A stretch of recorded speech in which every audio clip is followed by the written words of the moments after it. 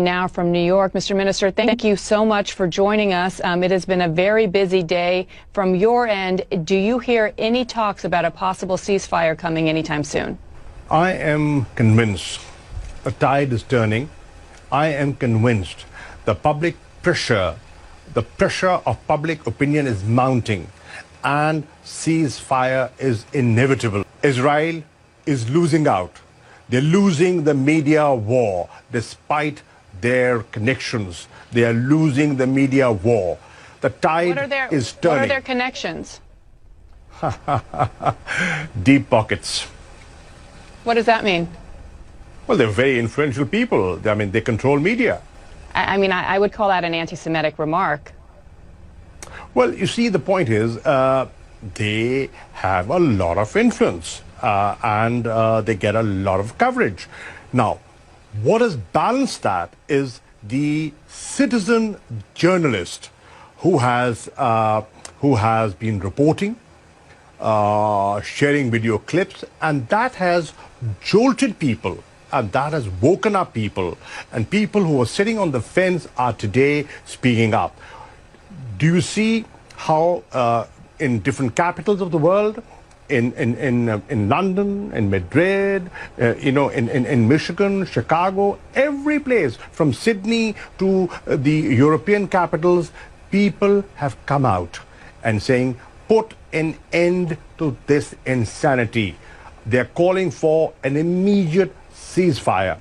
Now, the Security Council has failed in forging a joint statement and coming out with a joint statement and forging a consensus.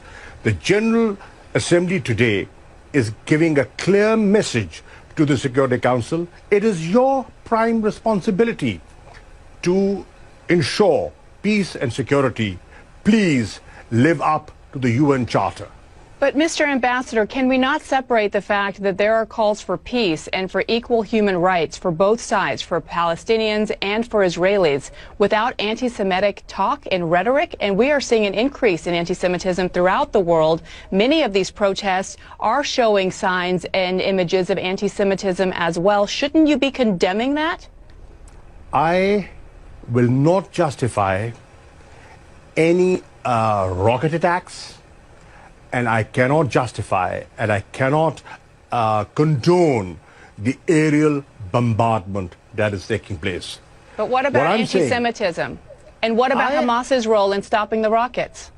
I am saying when you do not engage, when there are no negotiations, when there is occupation, when there's genocide, when there's war crime, when there's ethnic cleansing, then an extremist element takes advantage of that situation. Avoid it. How do you avoid it? You avoid it by pursuing a two-state solution, by adhering to the Security Council resolutions, respecting them, implementing them, fulfilling the promises that have been made and have been often broken. So, I believe that the answer is Israelis and Palestinians living side by side in peace, and it can only be done through a two-state solution, through negotiations, by cessation of hostilities, and a ceasefire is the first step in that direction. Does that include condemning anti-Semitism and condemning statements? I am not justifying any of that.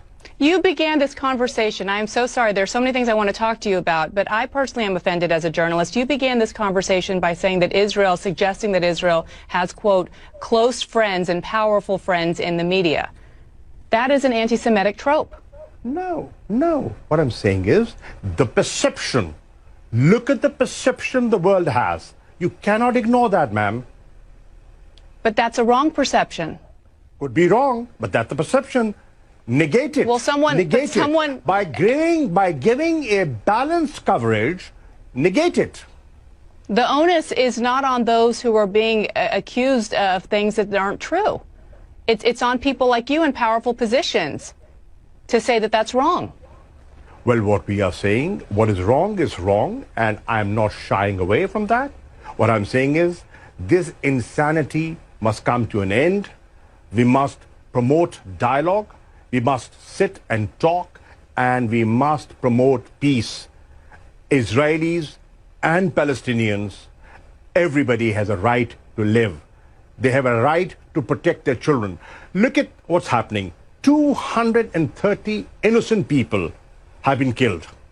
More than 50,000 people have been displaced. 50 schools have been bombed. Hospitals have been targeted. Red Cross has been targeted. The AP office, media outlets have been targeted. And what they're saying is, okay, if you think there was Hamas presence there, why don't you have an independent investigation? Well, I believe that Israel did provide in some information and shared intelligence with the U.S. But let's go back to the other side, because there are obviously Israeli casualties as well. And I keep bringing this up because if you're going to be an honest broker, then you have to approach something like this objectively. And that doesn't seem to be the place where you're coming from. Well, I am objective, and I would want to be objective. Loss of life, I will not condone. Every life, every human life is important.